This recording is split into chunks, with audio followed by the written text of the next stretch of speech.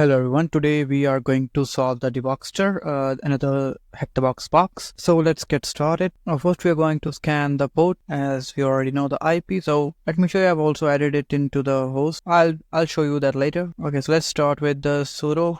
There is nmap hyphen, I guess it was A and hyphen small s capital C hyphen small s capital S hyphen V for verbose, and next Devvortex.htb. Enter. Let's wait for the result because there isn't going too many results for this. We have only 2 ports open and soon we'll get the results, or maybe I already have the results somewhere. Maybe we're almost here and we are close. Let's wait. And there we go, we got the results. We have port 22, port 80 open, and as you know we can't directly access the port 22 because there isn't going to be any vulnerability related to that. So let's go for the port 80, and for this let's also try, I guess, Nito will do, or maybe the nuclei, which can also fetch the further information. Let's go with the nuclei. There we go, and let's run the scan on this. We'll be back once the scan finish. Let's rerun the scan, paste it here, and there was another flag. Well, let's not use that. We're fine with this. And while it's looking for this, we can also surf the website.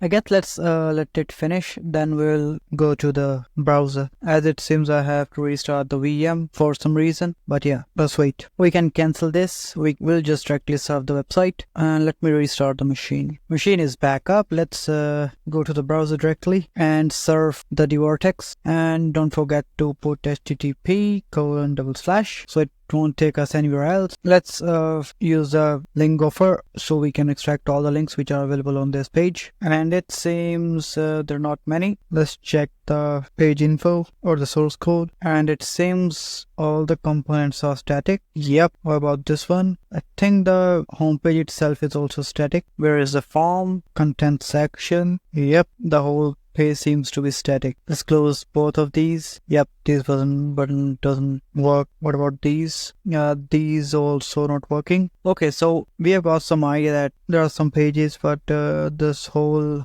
domain seems to be static. I think we can try using puff and see if there is any subdomain that exists for this, and for that we'll refer to my notes. There should be fuff. Let's see fuff. Okay, there we go, we got the fuff. Let's take fuzz subdomain and DNS. This will do. Copy, and I think we can, let's not close this. Paste, filter lines. This will come handy afterwards, and enter. Let's cancel this, and we can do one thing, and that is export IP. We'll give this IP or the host. What was the host? Devvortex, this one. Let's add it. Devvortex.htb. Let's copy this and give it to a terminal. Now this has the host with this. We just need to copy, paste this, remove the filter, and it will take everything from the and it's making some progress. Let's cancel this. We need to filter out -f, and we need to filter out the size, and that's going to be 154. Enter, and there we go. We got the subdomain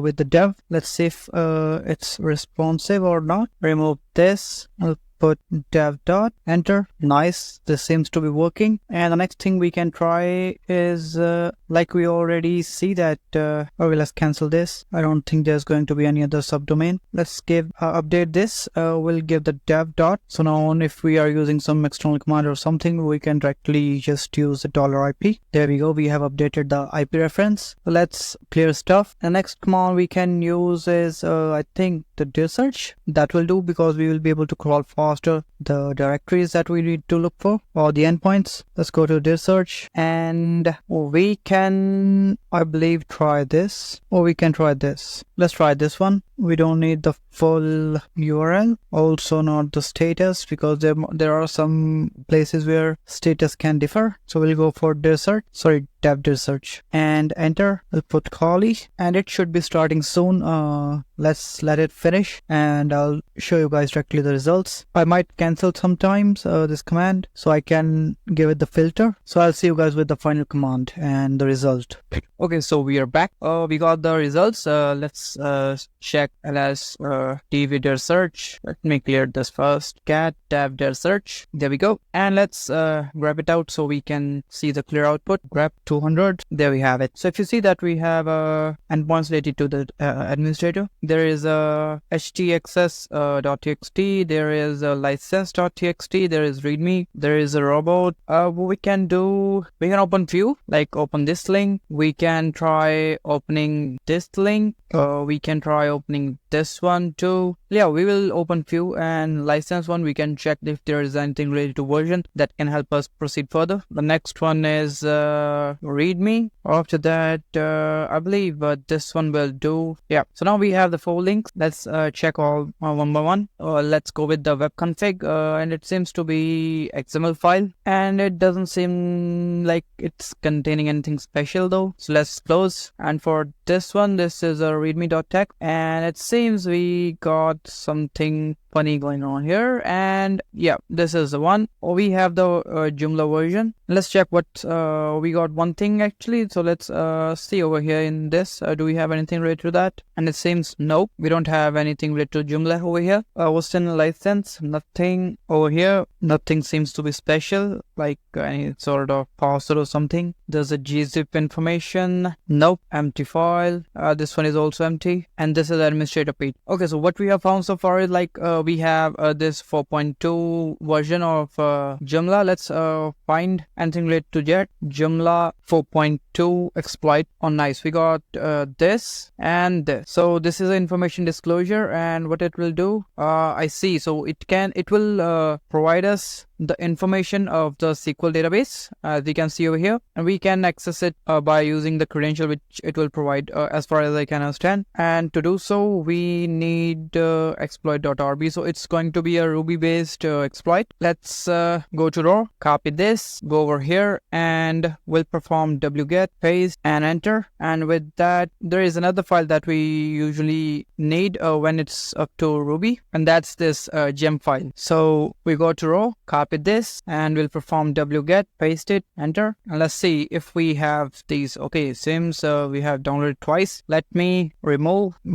this one and gem file. That's clear. So we have the both of the files, the exploit.rb and the gem file. That's clear. Now the magics happen over here. Oh damn it, not this. I see. So we have to open it from here. Now what we have to do is we'll be performing this command first, but this command requires sudo. So let's do this. What it will do, it will install these 3 dependencies which require to perform this script, and it seems we already have these requirement filled, or we can do other way, like install bundle install. If we just paste this, it will find the file and install it directly. As we already have these dependencies, it didn't install this time. Let's clear this, and as we can see over here, there's a exploit.rb, and we need to provide the host name with the port. So let's do this /exploit.rb, and after that I guess we just need to copy this and paste it here, and this will, okay, this is new. And what's the problem here? Undefined method each, and there we have it. Okay, so there are some complication with the script, and I think it doesn't take the extra characters or some special character or something. But yeah, we got some information over here. Let's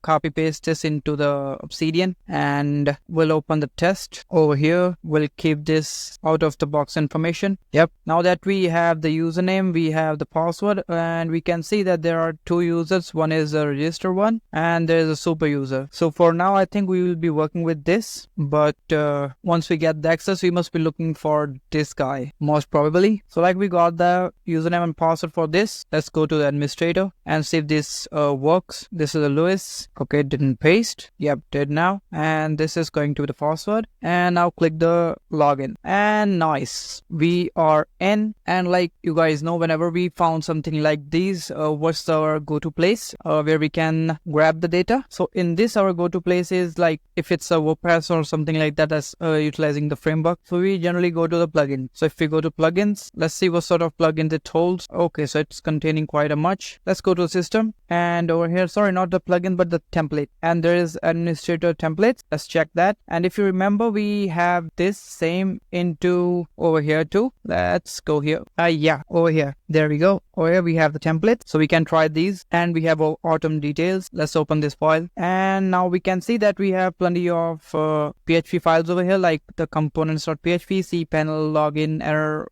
whatever the stuff. Now that we have this, and if you're watching this the first time and you never have tried the PHP exploit or something, you will see that if you read on internet, there is a way to run the script into the PHP by using the system. It's some sort of function that execute any sort of commands or something that is commanded it to do so. So if we go for this, there's a components, there's a cPal. I think all these are going to be the after login pages, so we'll go for the login one. Let's go for this, and over here we can try add an exploit or the payload.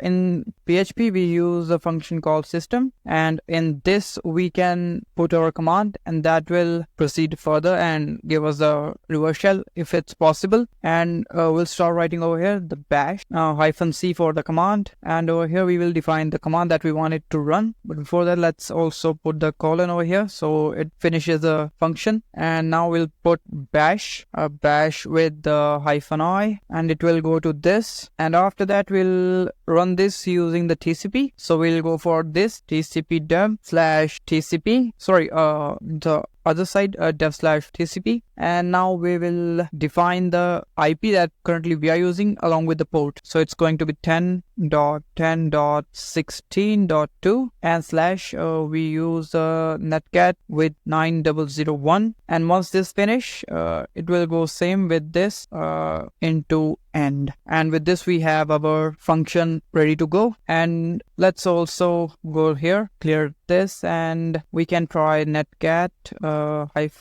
-lvnp, I guess, and 9001. I'll start listening. Now let's put it here for the better view, and this over here. And if you guys see over here, we have the endpoint on which will be triggering this process. Let's copy this and paste it here. Lovely. I haven't initiated that yet because we haven't saved this file yet. So let's save this. And now that our payload is there, if I trigger enter on this, we'll get a reverse shell. Finger crossed. And if I press enter, I believe we should be getting the reverse shell. Let's check one more time. Are we doing it wrong? Nope, doesn't seem like. Is there anything wrong with this? We have system single quote bash -c in double quote bash, and yes, we have made this wrong over here. It was -i. To initialize, let's save and close, and this time if I trigger enter, we should get a reverse shell. And this is weird. Have I made any other mistake? -i, after that I pulled it into the end /dev/TCP. After that we have the IP /9001. Oh yeah, I forgot to put one over here. You guys can check it on the using Google. I believe someone must have defined this, but I just remember this back in my mind, and we know that using this we can get a payload or the reverse shell because this is going to call the TCP connection. So let's save this, and this time finger crossed, if I trigger this, we should be getting the reverse shell. And there we go. Nice guys. Let's put it into the full screens. Now as we have the reverse shell, let's check what we have here. Okay, so we have the component. So it's a Joomla, like the template data. So if we go cd/, now why bother going to cd? As you guys already know that we have this database info. So this database must be using or having the data related to login. And as far as I can shoot, let's try SSH on this. SSH on login. No, it's not login. Let's go with the Lewis, LEWIS, enter, and try this password. Copy, paste, enter. Will we get the SSH connection for this? Yep, this password is not working. So most probably we'll be looking for the password for this user login.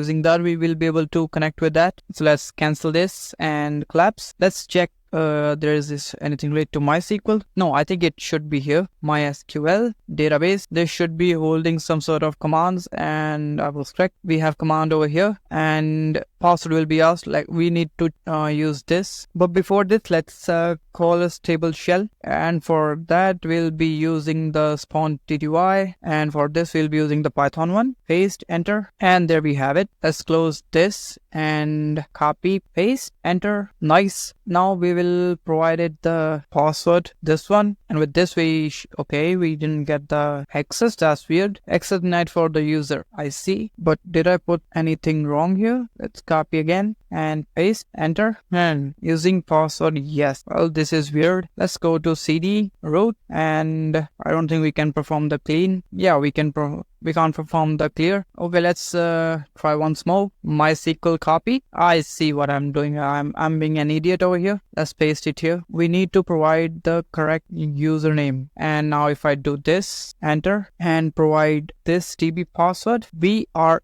in. That's another achievement. Let's proceed further. Like we already know that the MySQL is running. So let's try to find the databases that it contains. Show databases, enter. So we have the Joomla. I think this is the one we'll be using. As you guys can see over here, the database name is Joomla. So we can use this, and we'll be using the command use JOOMLA enter. We have changed the database. And the next thing, if you have seen this, we have the prefix related to the information where this data is stored, like the user database username and password. So I'm not sure if this will work, but we can try. Let's use a string, or not a string but the command. Let's craft it over here. It will be like select asterisk with delete one, and after that it should be from the prefix and the passwords. Let's try this, and then we can try the next one. We can go with the users, because I don't think someone will be using the complicated name to call the database, as it will be tedious to put it into the scripts. So let's paste this. There isn't any database like this. What about this? And nice, we have the data. Let's copy this till here and paste it here. Paste, as we don't need this extra stuff. Let's clean it up. Let's remove this too. Collapse this, remove the junk, and there we have it, the whole data. So now we know that we already have the password of this user, and the password is this. So we must be trying to access the login this time, and this is what we need to crack. So let's copy this, and for this I believe we can use the hashcat, as this is a Linux system, so it should be using the bcrypt encryption. So let's go to hashcat, and we'll paste it here. The one command and copy this. We'll perform command Z, and now we have the password. Let's split it and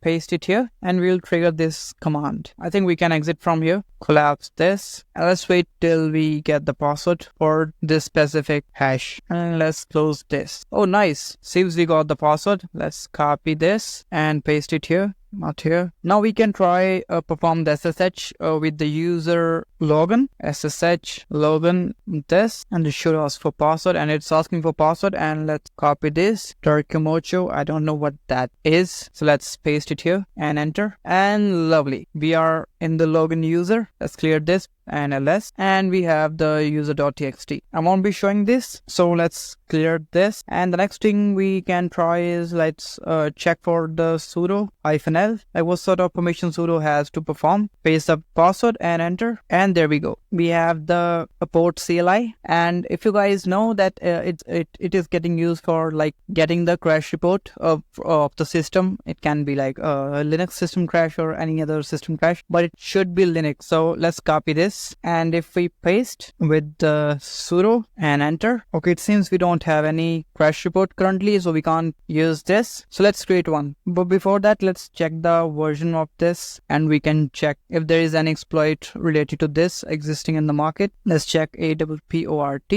apport-CLI, and the version is, let's copy the version, paste, and exploit. Okay, so we have the local privilege escalation, and in here let's see what we have. So this seems to be a whole script. We won't be going with this. We have this POC, we have this POC, and we have this POC. We can try a few more. Let's try this one too. I think the documentation one will do the better job. Privilege escalation, anything related to this specifically. Let's perform find and apport. Nope, doesn't seem like that is have. We might be able to find it here. So they have the POC. Okay, let's see what they have. Proof of concept. This vulnerability is privilege escalation, and in this version of this is a CVE. Let me copy this CVE and paste it here. This is a new CVE, and it is related to apport CLI, and where we can find it, it's in the Devvortex. Yeah, so we can find it here with the proof. Okay, so let's go back to the research. Now this one one, yeah, over here. So we will perform this. Escalation attack was found in this earlier, similar to this. If a system is specially configured to allow